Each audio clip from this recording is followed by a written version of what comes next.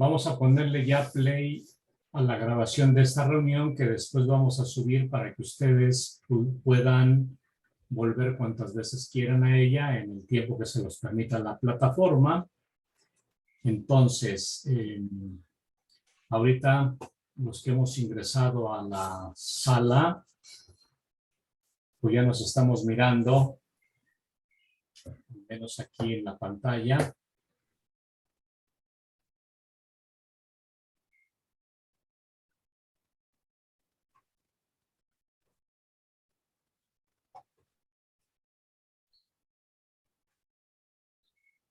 Muy bien.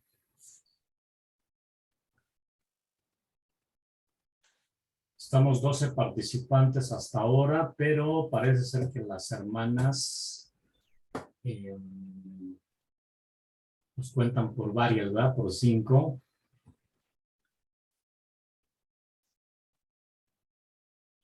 Ya llegó también, tenemos aquí, segoviano, invitado, dice aquí.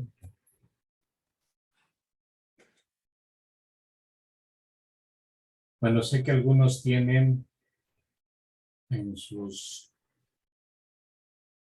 computadoras, pues por ahí algún nombre que no corresponde con el nombre personal.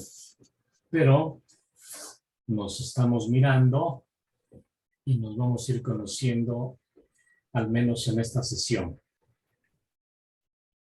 Son ahorita las 4:04. Vamos a dar un poquito más de margen de tiempo para que se conecten quienes probablemente estén en algún sitio donde no haya buena recepción. Y en breve, en unos 3 minutitos, vamos a comenzar esta sesión oficialmente. Nos acompaña el doctor Mario Medina Balán, que después se lo presentaré en un breve momentito. Todavía van ingresando a la sala algunos compañeros. Vamos dándoles ese tiempecito de prórroga.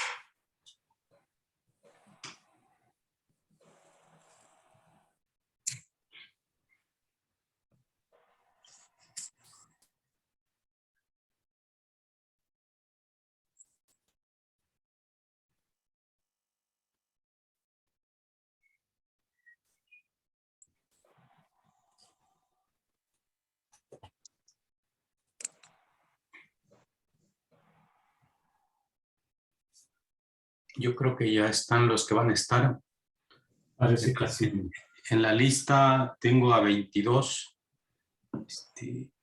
Sí, todavía nos faltan unos cuantos más. 6. Estarían como unos 2 nada más. Ah, sí, porque aquí están las hermanas. Muy bien, sí. Ok.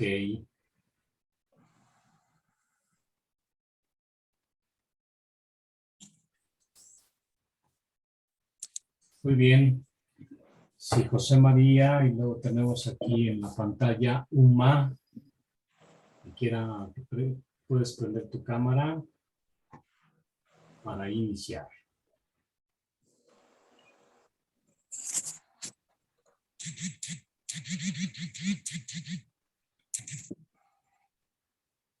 Bueno, pues muy buenas tardes a todos. Aunque digamos que la bienvenida en sentido estricto, pues se lo ha dado la plataforma en sí misma cuando ustedes se inscribieron. se matricularon en este curso nuestro en la Facultad de Derecho Canónico, ¿no? Procesos matrimoniales canónicos en este módulo que corresponde al nivel básico.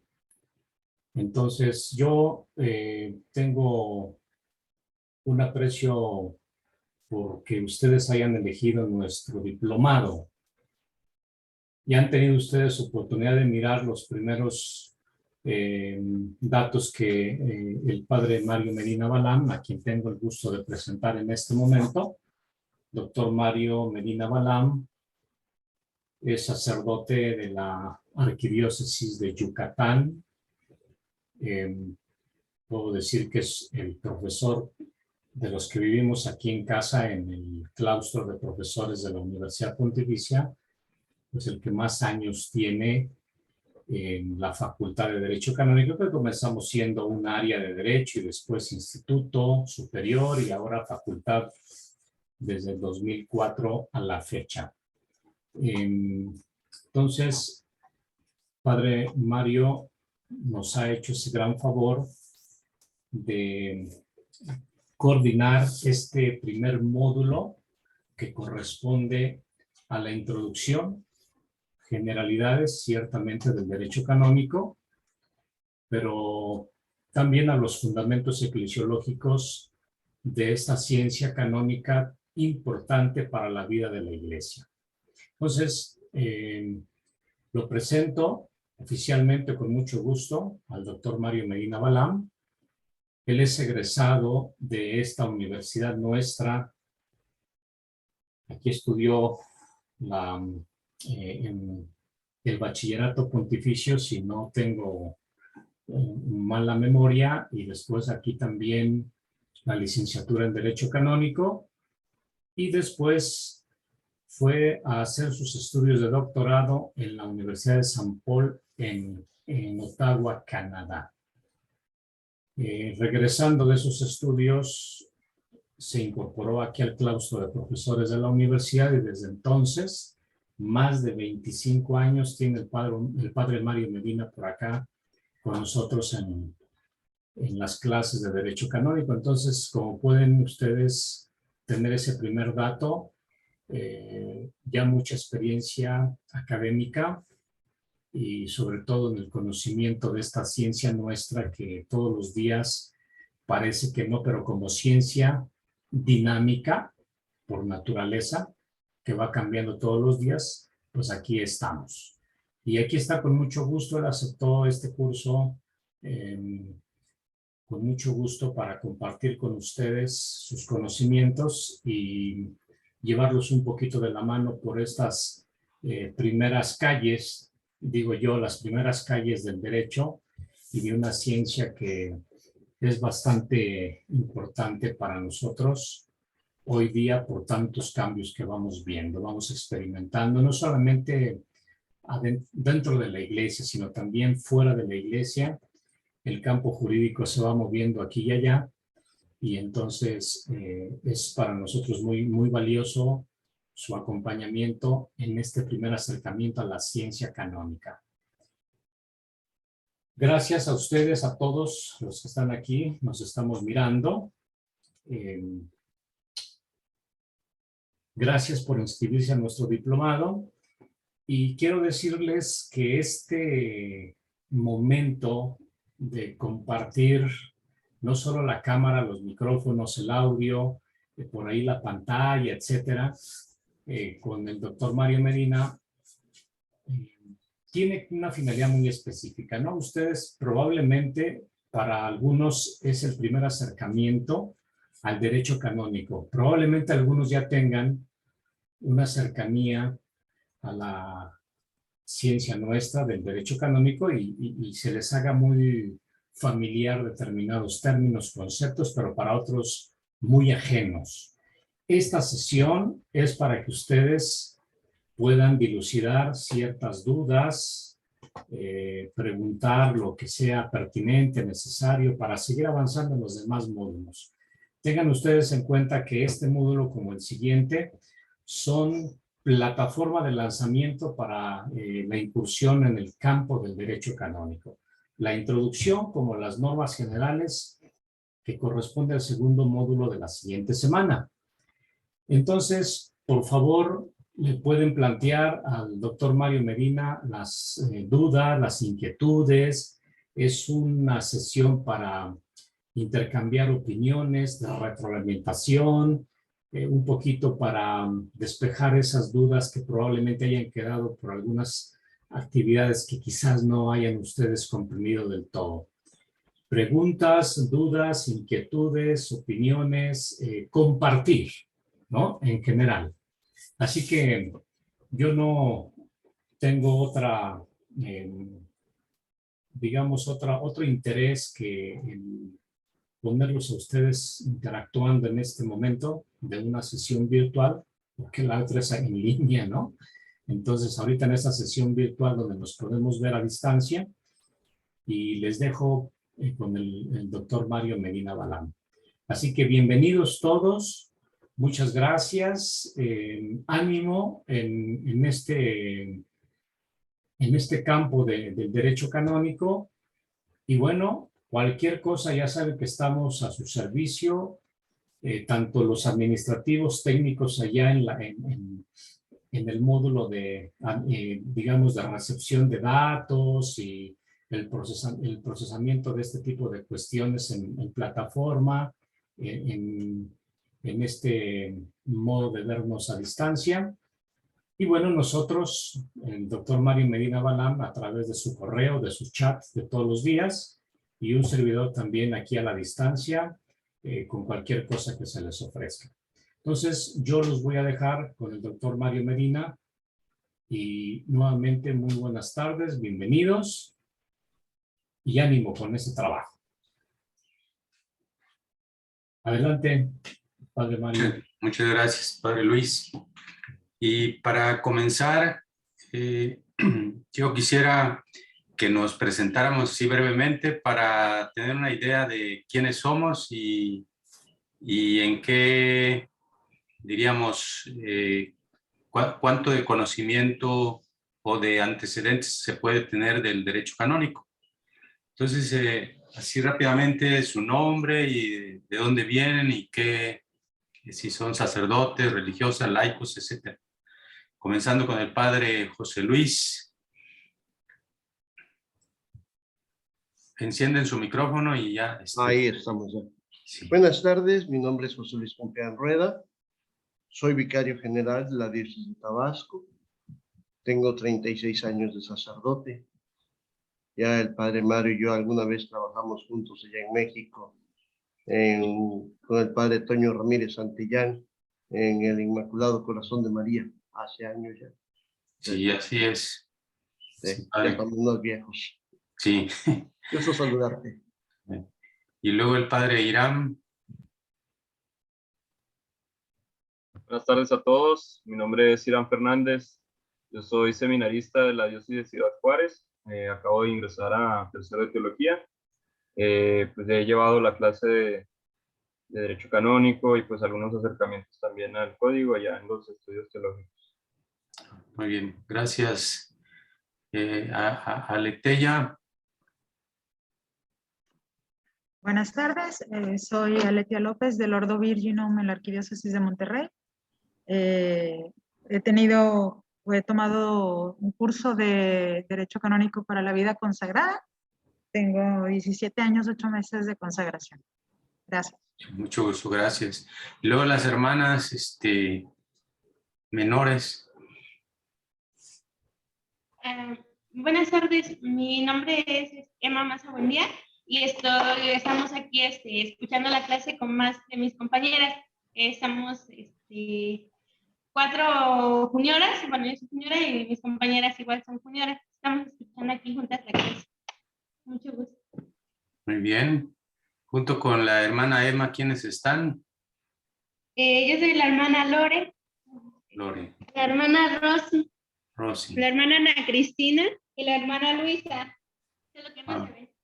Bien, pues, espero que sí estén por allá, sí. Sí, sí, aquí estamos. Muy bien, luego tenemos a la Hermana Elba. Nada más enciende su micrófono. Ya. Buenas tardes, yo soy una religiosa oblata de Santa Marta, tengo 41 años de vida consagrada y pues estoy adentrándome en el derecho canónico porque me envían a un nuevo apostolado en la diócesis de Tabasco. Gracias. El hermano Maximiliano. Buenas tardes, yo soy hermano Maximiliano, entonces de la comunidad San Juan. Estoy aquí en la parroquia francesa de México. Soy francés también, por eso mi acento. Muy bien. Y ya ya tengo 16 años con los hermanos, pero todavía, bueno, estoy estudiando el derecho canónico en vista de ser sacerdote, si Dios quiere, un día. Muy bien. Gracias, hermano.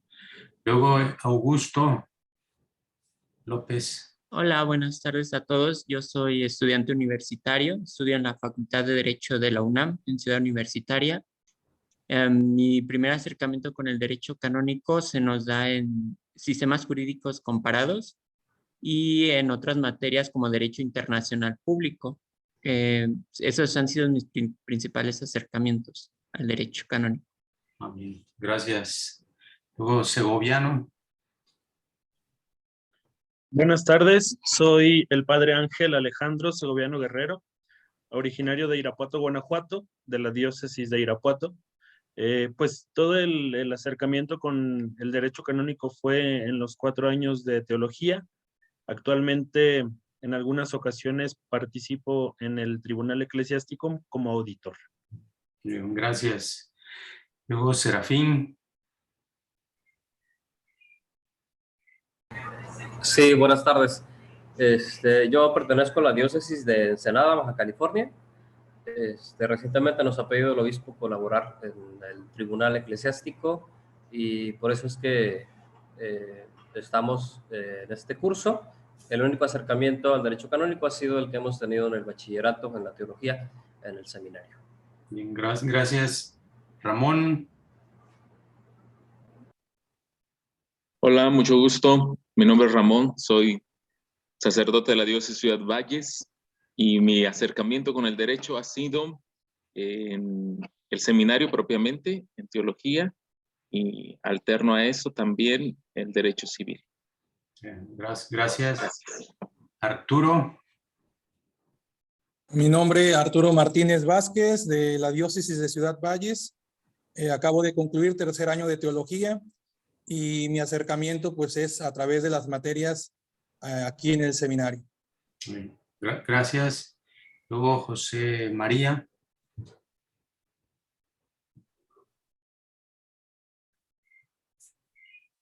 Soy padre José María de la diócesis de Ensenada. También mi acercamiento pues fue con el derecho canónico en los estudios del seminario. Actualmente igual estamos colaborando igual junto con el padre Serafín en el Tribunal Eclesial como auditor. Gracias. Joel.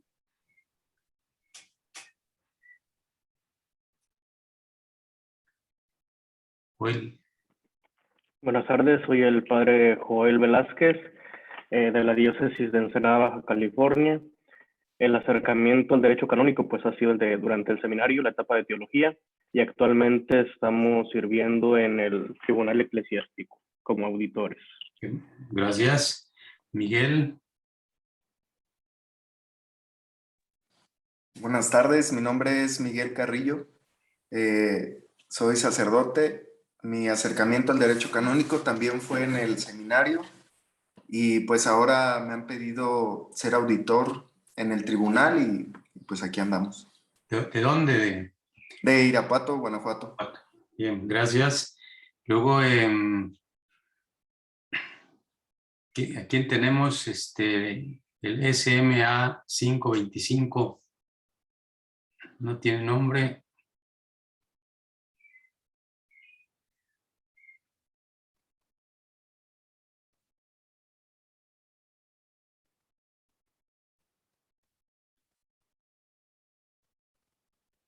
Aquí, bueno, vamos, primero el padre Reineris. Y buenas tardes, saludos a todos. Soy el padre Reineris Erazo, desde la diócesis de Cancún, Chetumal. Y bueno, pues el acercamiento del derecho fue igual en el bachillerato teológico, y el año pasado que inicié este diplomado con la segunda parte. Entonces, este sería mi segunda parte, pero que en realidad es la primera de este diplomado de 2 veranos. Entonces estamos aquí aprendiendo. Estoy aquí sirviendo en la Cancillería de la diócesis y con muchas ganas de conocer un poco más. Gracias, padre. Muy bien, gracias. Luego Juan Felipe.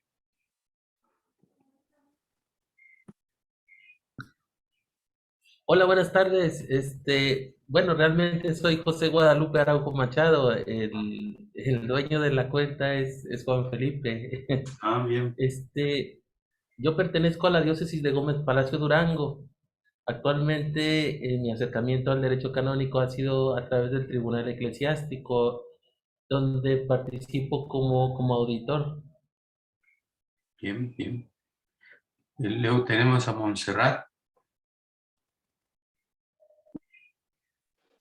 Hola, padre, buenas tardes. Hola a todos, buenas tardes. Yo pertenezco a la diócesis de Tehuacán, Puebla. Mi acercamiento al derecho canónico es porque soy notario en el Tribunal Eclesiástico y también soy abogada de la diócesis. Entonces, por eso es que estoy en el diplomado. Muy bien. Tenemos a Manuel Sandoval.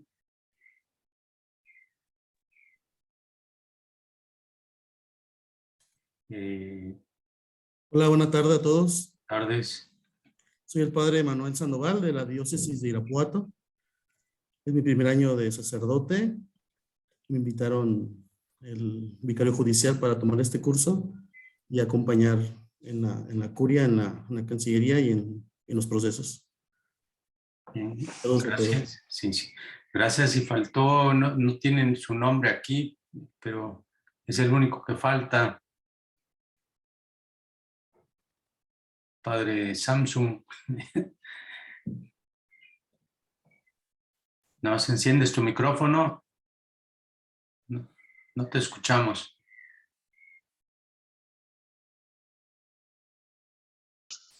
Listo. Listo. ¿Ya me escuchan? Sí, ahora ya. Ok. Padre, soy el padre Vicente, nada más que tenía unos problemas técnicos. Soy de la diócesis de Ciudad Valles. Colaboro en el tribunal como abogado y auditor ya unos años, y pues se presentó la oportunidad de estudiar procesos. Muy bien. Bueno, pues igual les doy la bienvenida a todos y a todas, y como ven en el video que les grabé para la presentación, les indicaba que este diplomado lo proponemos aquí en la facultad para ayudar a los tribunales eclesiásticos a formar a quienes trabajan en el tribunal, aunque también este primer módulo también sirve para quienes quieran llevar el diplomado en Derecho Sacramental y Administrativo. Entonces, los que optan por el diplomado en Derecho en Procesos Matrimoniales Canónicos, pues los formamos para que puedan desempeñar estos oficios en el tribunal que la Santa Sede ha pedido a las facultades apoyar en la formación, especialmente para aquellos que no pueden todavía o no podrán llevar la licenciatura en Derecho Canónico, ¿verdad?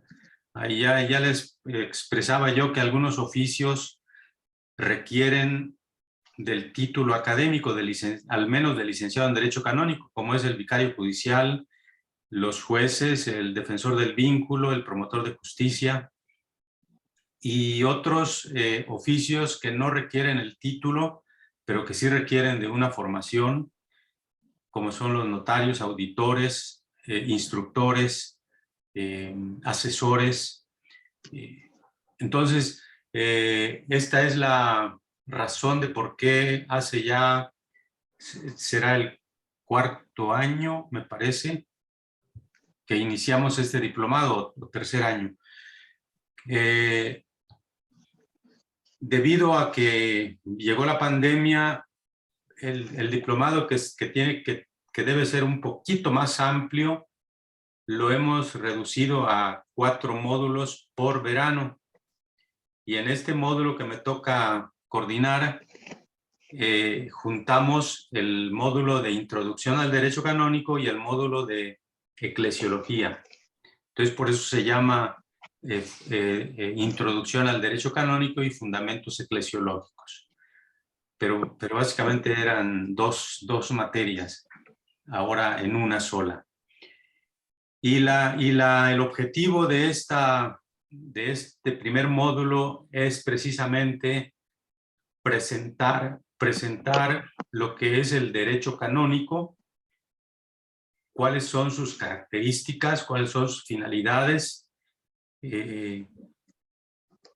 un poco de historia para tener idea de cómo surgió y cómo se desarrolló el derecho canónico, y también este otro tema que son los fundamentos eclesiológicos, porque vamos a ver que la Iglesia como una sociedad formada por personas requiere de un derecho, pero como es una sociedad sui generis, no es como un estado o no es como una asociación cualquiera, sino es una sociedad que a la vez que es divina, es humana, pecadora, santa, visible, invisible. Por lo tanto, su derecho también tiene que ser un derecho particular, muy sui generis también. Entonces, la idea de esta materia es presentarles esta introducción para que los conceptos que se manejen aquí les puedan ayudar después a comprender los conceptos de los demás módulos. ¿Bien? Entonces, mi idea aquí no es darles una clase, porque el estudio personal, que es la característica de este diplomado en línea, porque cada quien lleva el estudio según su ritmo del día. Entonces, este encuentro virtual es simplemente para conocernos y acentuar los conceptos que estén dudosos y se puedan aclarar de tal manera que los demás módulos lo puedan llevar de manera más comprensible, ¿verdad? Entonces, pues el módulo lo dividí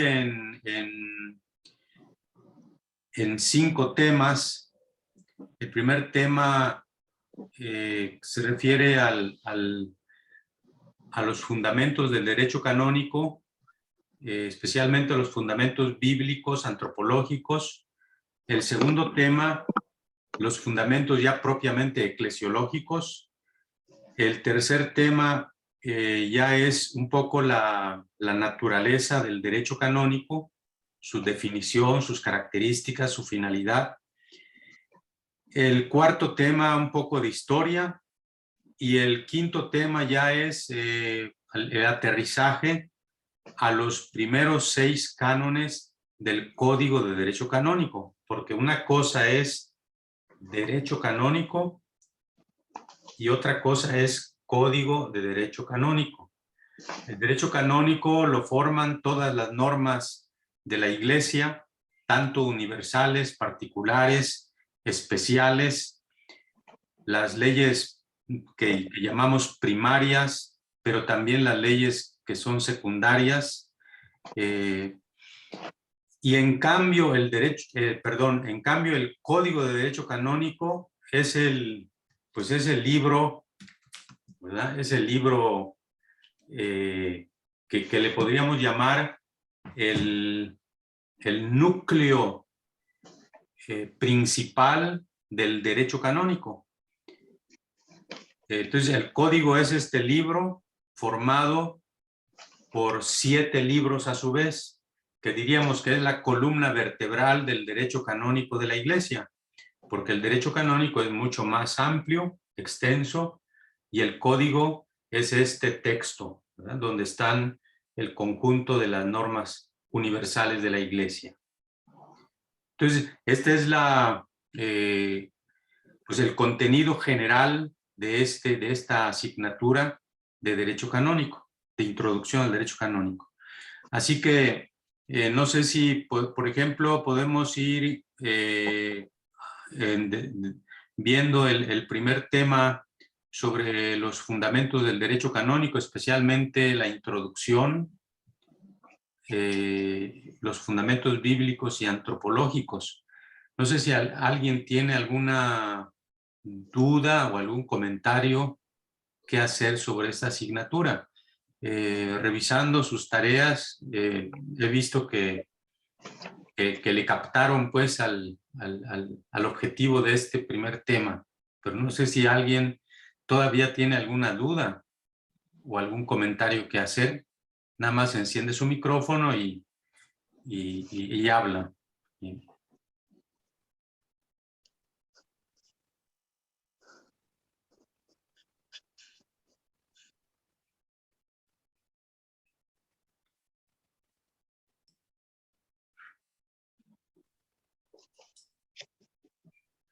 ¿Todo bien comprendido?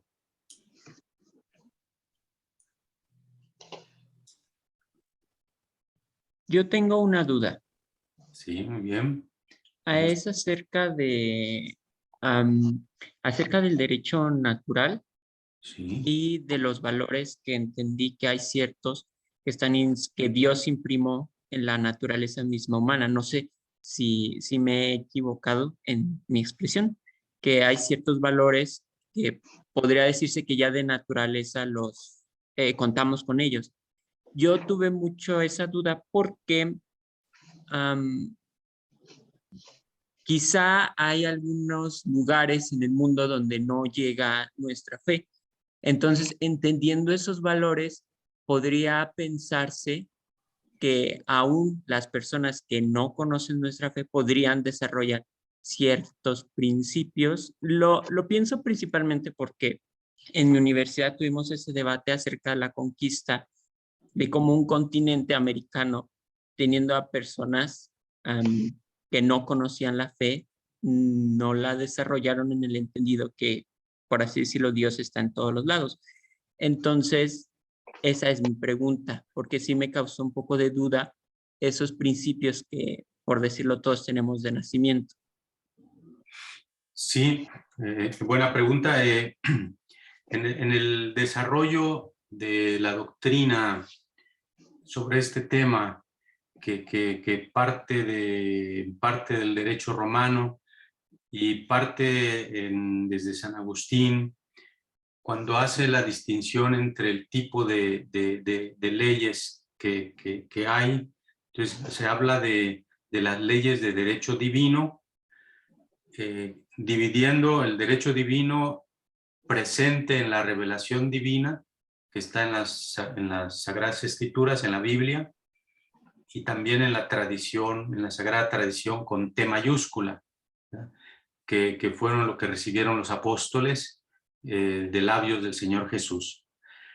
Y aparte está el derecho divino, el derecho divino presente en la revelación le llamamos derecho divino positivo, porque Dios manifestó su voluntad en la revelación divina.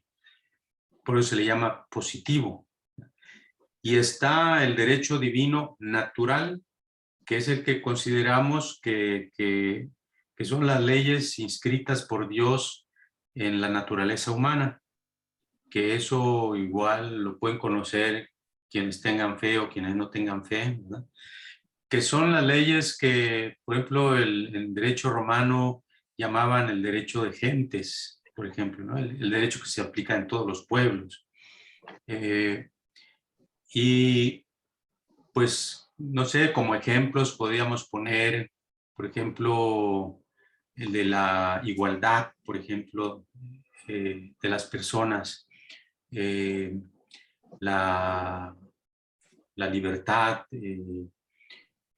que son valores que incluso la vida misma es un valor que está presente, inscrito en la naturaleza humana, y que explicaba el artículo que leyeron como valores que forman parte de la misma esencia de la persona, de tal manera que la persona está inclinada a esos valores de por sí, ¿no? O sea, naturales, que no necesita que alguien lo convenza de ello porque brotan de su misma naturaleza.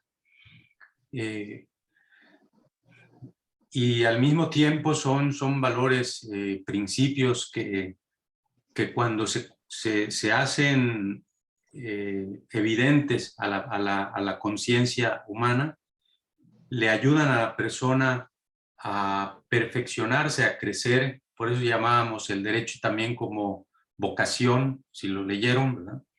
Como vocación, porque la persona está llamada a crecer, a desarrollarse. A eso se refiere este derecho natural, divino natural. No sé Sí, si... sí, ya me quedó muy claro. Muchas gracias. Muy bien.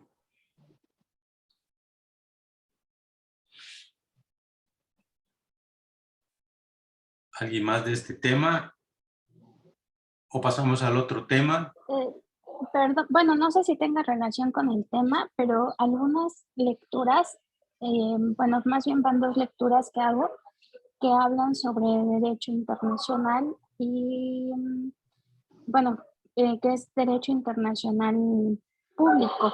Entonces, a mí me surge una duda cuando habla de la personalidad jurídica, cuando el Papa suscribe convenios internacionales o tratados internacionales más bien, hace como referencia que no los hace como tal el Estado del Vaticano, sino los hace la Santa Sede. Entonces, a mí me surge la duda de que entonces, ¿quién es la Santa Sede o quién tiene la investidura de la Santa Sede? Porque ya ahí me confundí un poco. Bien, de esas lecturas, ¿a cuál te referías? Hay una A la última. primera lectura, creo que sí, es sobre un ensayo que tenemos que hacer. Bien del último tema, ¿verdad? Que corresponde a uno de los primeros cánones del código, que se refiere a los concordatos. Bien, sí. al derecho. Bien, bien, la figura de la Santa Sede, bueno, para comprenderlo mejor,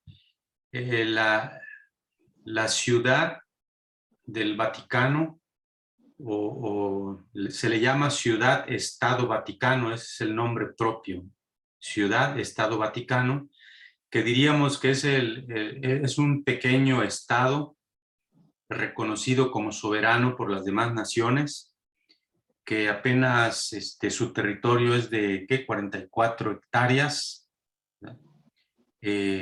cuyo jefe de estado ahí es el Papa, el Romano Pontífice. Bien.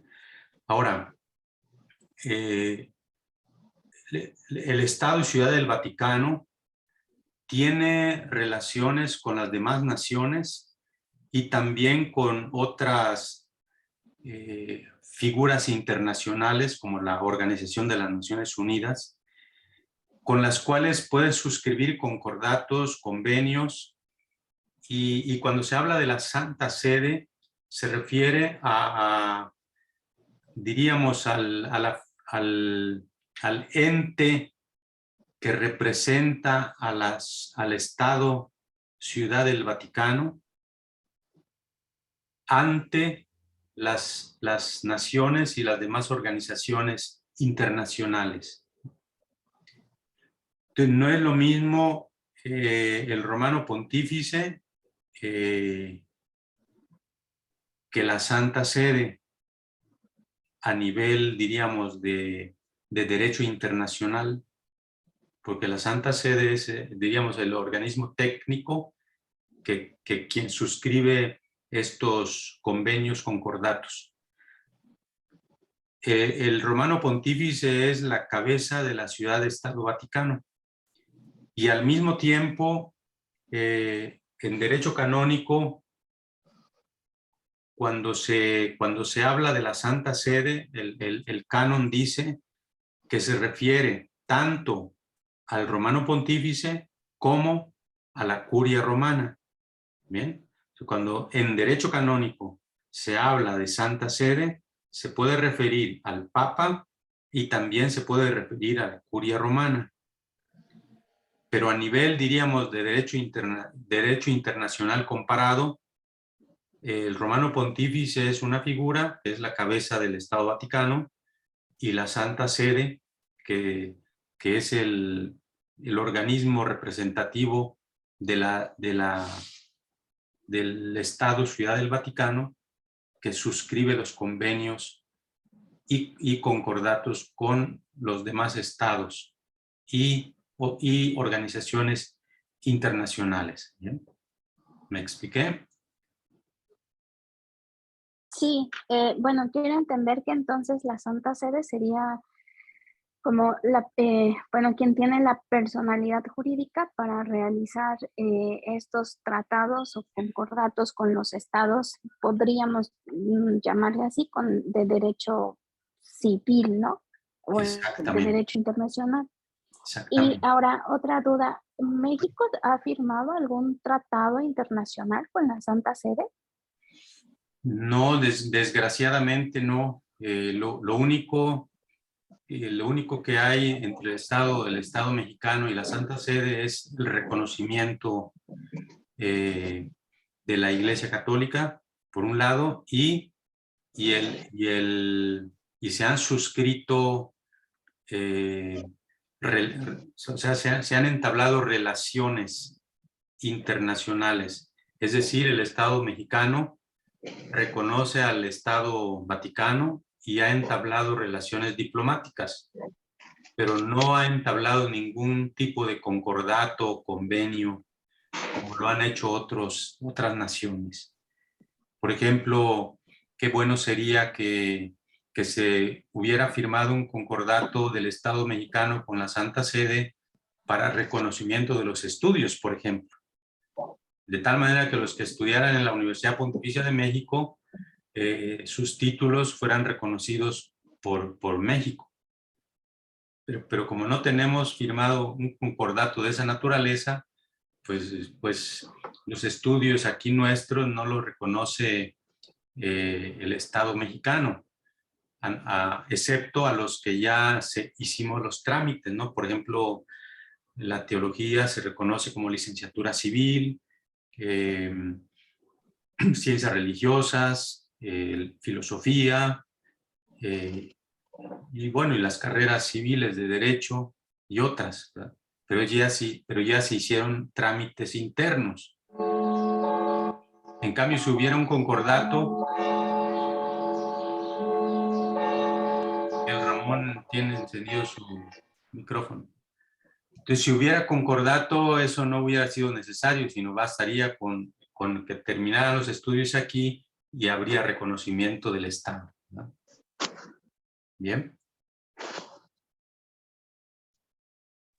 Sí, gracias. Es que, bueno, este tema se me hizo bastante interesante porque de pronto dentro del litigio o con la ley de asociaciones religiosas, creo que son situaciones que dentro de cada diócesis se deben de conocer, porque de pronto no sabemos cuál es nuestra situación jurídica e incluso las mismas autoridades es algo que desconocen.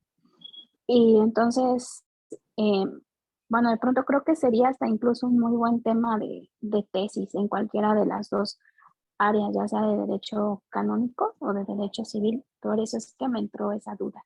Pero gracias, padre. Sí, muy bien, gracias. Entonces, si les parece, vemos en el tema número 2 sobre los fundamentos eclesiológicos, que también, de acuerdo con los trabajos entregados, también pues hubo comprensión, ¿verdad?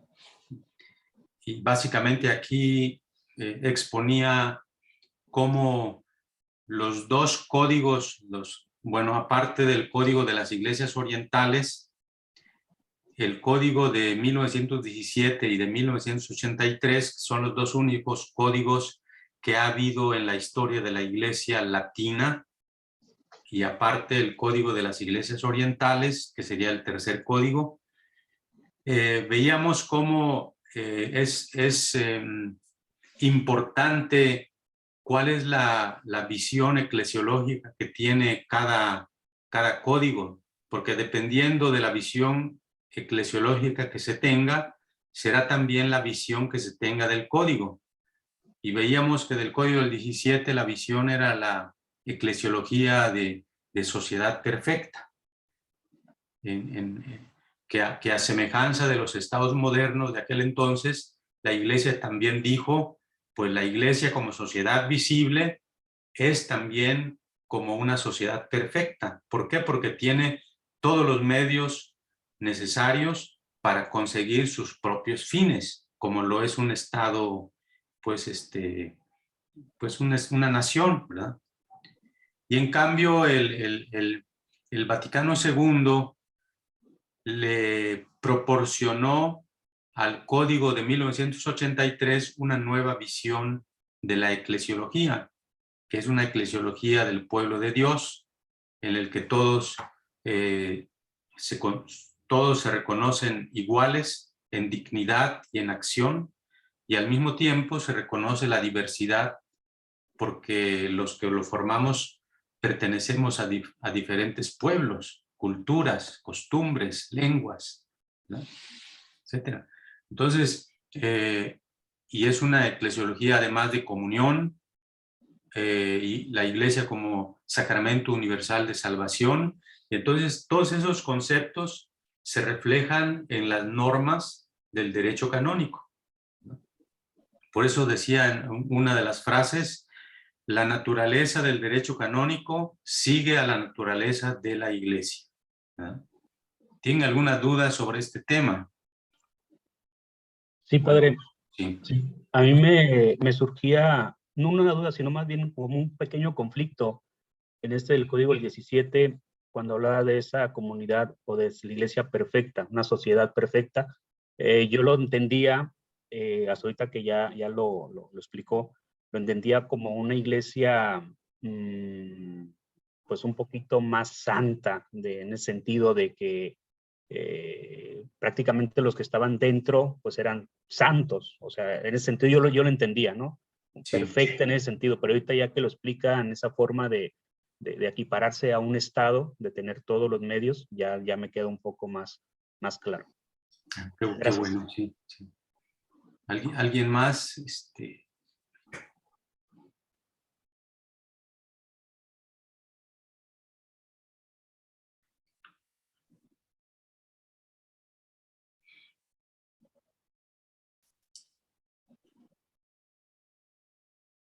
Bien, si no hay nadie más, así como diríamos, el tema nuclear de este módulo es el tercer tema, que se refiere al concepto y la naturaleza del derecho canónico y sus características. Entonces, de este tema, ¿tienen alguna duda? O sea, por eso les explicaba yo que una cosa es el derecho canónico y otra cosa es el código de derecho canónico, ¿verdad? El código de derecho canónico es parte del derecho canónico, pero no lo es todo. En cambio, el derecho canónico es incluyente de todas las leyes universales o particulares o especiales que hay en la Iglesia.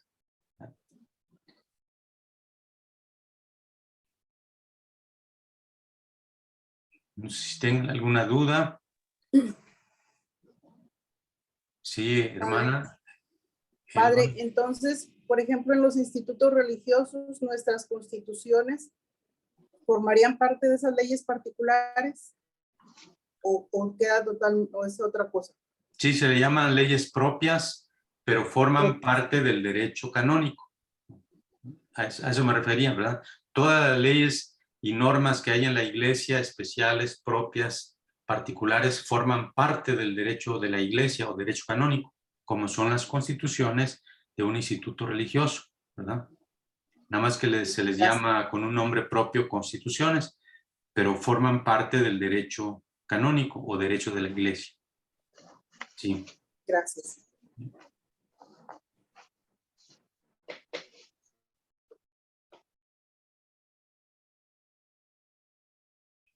Y ven cómo una pregunta. Sí, Mucho Moisés. gusto, padre. Mario, mucho gusto. Fray Moisés, de Caracas, Venezuela.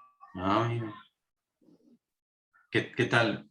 Bien, bien, padre Mario, un gusto de saludarle. Bueno, Bien. primero pues agradecer por todos sus conocimientos y todo lo que nos ha enviado a través de la plataforma. Pues agradecer por ese tiempo y sus conocimientos. En este tema que usted acaba de mencionar, es como ampliar un poco. Me llamaba la atención esa distinción que usted hacía de código y lo que es derecho canónico. Es decir, entendemos el derecho canónico bien en sus libros que menciona, bien sea en el año 1917, 1983. Pero es como especificar o como detectar, si se puede este término, ¿qué lo hacen como legible, tangible, cuando hablamos de códigos? Porque uno, o sea, me quedaba esa girando como una tarjeta, como una pieza, dice, bueno, pero hemos hablado de código de derecho canónico, pero es decir, específicamente el código, ¿qué te asoma? ¿Qué te asoman los códigos?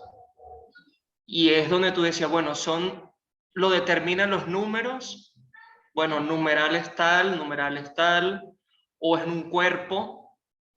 Es en esa lucha de lenguajes, es donde pues quisiera que usted, pues no sé si un poco podía como ilustrar o ampliar un poco.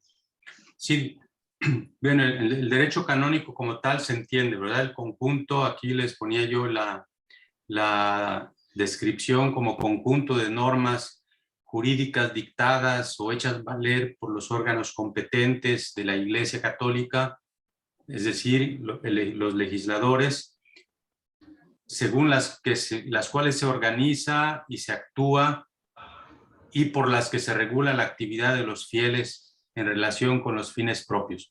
Pero la pregunta aquí es el código. Bien, exactamente. El título código es un título que proviene, por ejemplo, del Corpus Juris Civilis, de uno de los componentes del Corpus Juris Civilis es el Códex, ¿verdad? El Códex, que contiene un conjunto o un cuerpo de normas, de leyes, organizados sistemáticamente, por eso forman parte de un texto, de un cuerpo. Bien, entonces, en la Iglesia Católica, el primer código que se promulgó fue en 1917, como resultado de una, diríamos, una síntesis, un discernimiento de todas las leyes que existían antes de 1917. Entonces, existían muchas leyes y normas regadas por diferentes fuentes, como eran los concilios, como era el mismo Corpus Juris Canonici y otras constituciones, decretos. Entonces el Papa Pío X ordenó que todas esas leyes regadas por muchos lados se resumieran, se desecharan las que no eran vigentes o no eran aplicables al tiempo y formularon las normas en forma de cánones, que también la palabra canon tiene sus antecedentes en los primeros siglos de la Iglesia, ¿no? El canon significa regla. Ok. Y entonces el Código de Derecho Canónico ya se organizó y se nombró las leyes de cada ley con el nombre de canon. Y de tal manera que desde el primer canon, el número 1, hasta el último canon, el 2442, ya se me fue el número de cánones del Código de 1917, más de 2000 cánones, ¿no? Entonces, del primero hasta el último, de tal manera que aunque el cuerpo, el código esté dividido en 5 libros, pero los cánones están enumerados correlativamente. Entonces uno dice el canon tal y basta con eso, ¿verdad? Entonces vino el Concilio Vaticano II y se vio que el Código de 1917 ya había perdido vigencia, ya era obsoleto en muchos casos. Entonces el Papa Juan XXIII propuso la reforma del Código.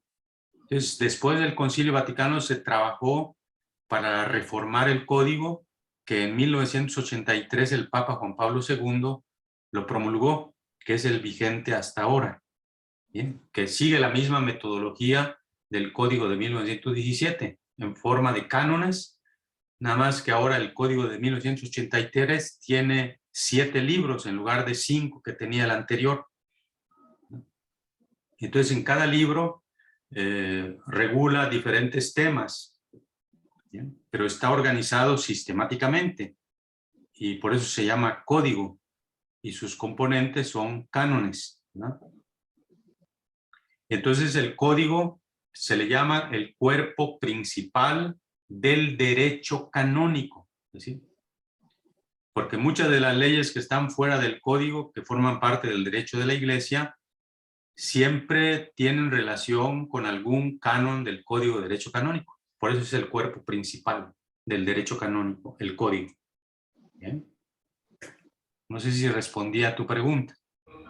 Ok, padre. Sí, ya está más, es decir, más clara y más refrescante.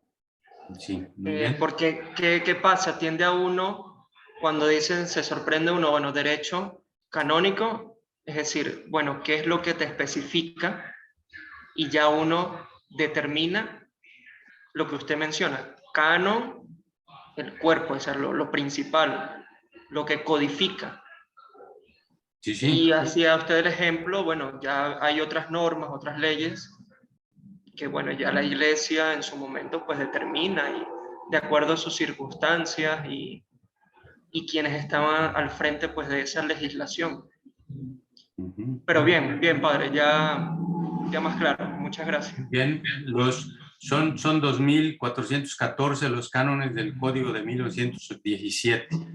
Gracias por la información. Y el Código de 1983 lo forman 1.752 cánones. Es más breve en ese sentido, en cuanto al número de cánones. Bien. Y luego el cuarto tema fue de historia del derecho canónico. Aquí eso era nada más como para su acervo cultural, ¿verdad? Cómo se desarrolló el derecho canónico a través de la historia. Pero para aterrizar, tenemos el quinto tema, que es básicamente introducirnos un poco al Código de Derecho Canónico. El padre Luis de Jesús llevará el tema de normas generales, que es el primer libro del Código. Pero de ese primer libro, los 6 primeros cánones son como los cánones preliminares. y me interesaba que los estudiáramos porque aquí está, diríamos, el punto de arranque del código. El primero que dice que los cánones de este código se aplican solo a la Iglesia latina, por ejemplo. Y por eso les mencionaba que ¿cómo se llama? Que las iglesias orientales católicas, me estoy refiriendo a las iglesias orientales católicas, tienen su propio código, el código de cánones de las iglesias orientales, ¿verdad? Y luego el canon 2 habla de la relación del código con las leyes litúrgicas. El canon 3, sobre lo que comentábamos con Montserrat, sobre el derecho concordatario y su relación con el Código de Derecho Canónico. El canon 4 habla de las leyes, privilegios que existían en el momento de que se promulgó el Código de Derecho Canónico de 1983. Algunos privilegios permanecieron o derechos adquiridos permanecieron y otros fueron suprimidos.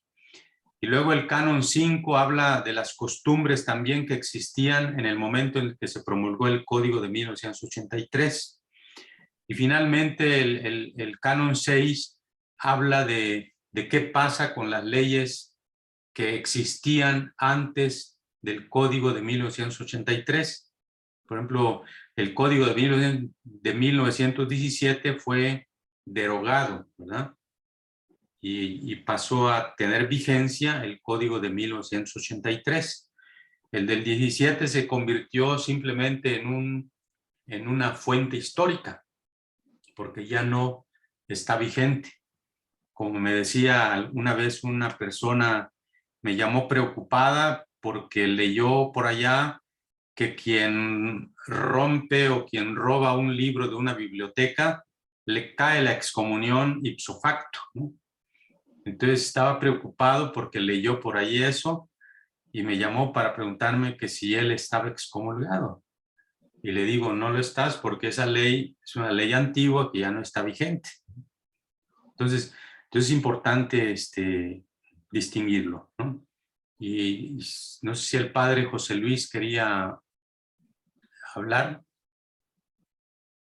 Sí, es una pregunta. Sí. Ante el dinamismo actual del Código de Derecho, porque vemos que es una realidad dinámica, es una realidad que va implementando nuevas normas, podremos decir que habrán modificaciones que forzosamente abrogarán doctrinas anteriores. ¿Doctrinas como tal? No, o elementos canónicos como tal. Sí, hay que distinguir lo que son leyes de derecho divino. Esas ciertamente no se abrogarán. Podrá modificarse la forma de presentarla, pero permanecerán. En cambio, las leyes que se llaman las meramente eclesiásticas, esas sí podrán desaparecer unas y aparecer nuevas, sí. Sí.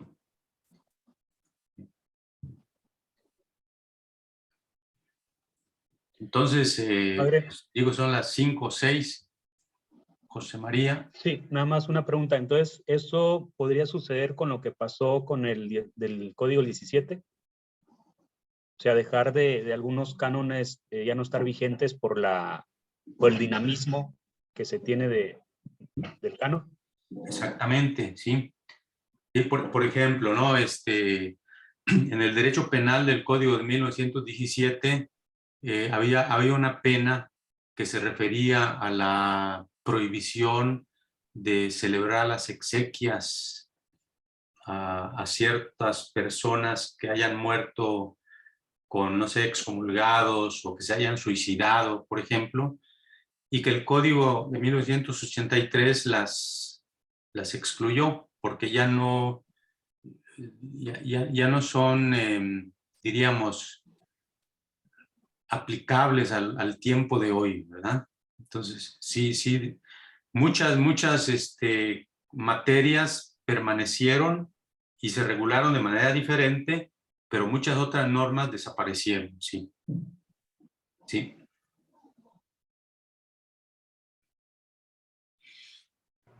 Padre. Sí. Entonces, entendemos nada más como código de derecho canónico el contenido del libro y sus reformas una vez aprobadas por la Iglesia, o también algunos otros documentos o decretos dados por la autoridad competente. No, solo es el cuerpo, el código, el promulgado de 1983. Ese es el código de derecho canónico. Todas las demás promulgadas a través de constituciones, como por ejemplo el Predicate Evangelium, ¿no? Con que reformó la curia el Papa Francisco. Se les llama leyes extracodiciales.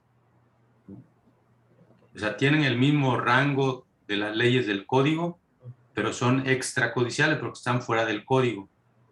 En cambio, hay otras leyes de rango inferior, bueno, no leyes, sino normas, como por ejemplo una instrucción, por ejemplo, la instrucción Dignitas Connubii, para llevar a cabo los procesos matrimoniales.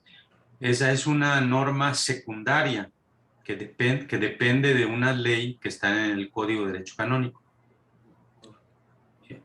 Gracias. Muy bien. Bien, pues si no tienen más que comentar, pues aquí nos despedimos. Nada más recordándoles que el sistema de las clases pues en línea, aunque el módulo es de lunes a viernes, ¿verdad? Sin embargo lo extendemos hasta, yo personalmente, hasta las 11:59 del domingo, ¿verdad? Hasta ese momento, quienes no hayan terminado algunas tareas, incluso el examen, pueden terminarlo hasta antes de las 11:59, porque ya el lunes siguiente ya se abre el otro módulo, ¿verdad? Y eso es para que no se vayan arrastrando, para que vayan al día, pues, ¿no? Entonces, pues... Doctor, ¿sí? Perdón por interrumpirlo. Tengo una última duda. Me pasó con una tarea, yo soy de Derecho Sacramental y Administrativo, me pasó con una tarea, precisamente la de la Salus Animarum, que el foro de discusión me decía que ya no tenía yo tiempo para contestarlo porque la fecha se había pasado. Yo hago todas las tareas el día que me toca y la fecha que decía era del 2021. Entonces, no sé si está mal programada y por eso ya no me dejó entrar o se olvidaron de poner el 2022, pero ya la fecha ya me parece obviamente pasada. Ya voy a checarlo y digo, y tendrán hasta el domingo para poder contestarlo. Y si alguien tiene alguna dificultad con tarea, igual les decía yo que me lo pueden enviar directamente al correo electrónico que aparece. Bien. Muy bien. Gracias. Pues gracias a ustedes y pues éxito. Y ya conocen mi correo electrónico por cualquier duda. No solamente esta semana, sino igual en el futuro. Bien, muchas gracias, Padre Mario. Gracias. Saludos desde Caracas. Igualmente, saludos, muchas gracias. Gracias, hasta luego. Gracias. Muchas gracias, profesor. Bonita tarde. Gracias. Gracias, padre. Hasta luego. Hasta luego, hasta luego. Buen día a todos. Gracias.